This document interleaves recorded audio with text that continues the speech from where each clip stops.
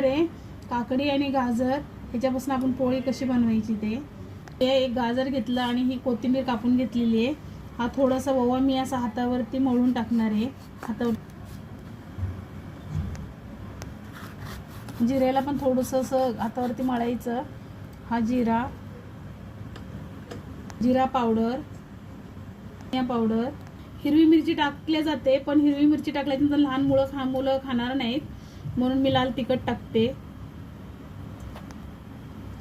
तर मीठ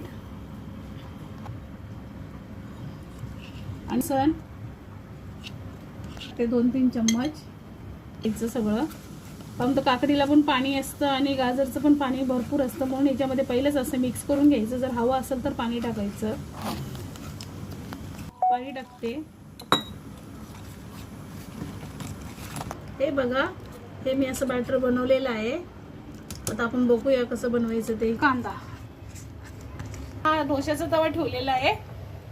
डोश्याचा तवा ठेवून मी तेल टाकलेलं आहे त्याच्यावरती आणि हे असं टाकून बॅटर टाकून थोडंसं असं गोल गोल फिरवते। मी असं ना पलटी मारते याला। गॅस कधी पण स्लोच ठेवायचा। कलर किती मस्त आलेला आहे आणि एवढे टेस्टी होतात ना। काकडीचा आणि गाजराचा एवढा मस्त स्वाद येतो।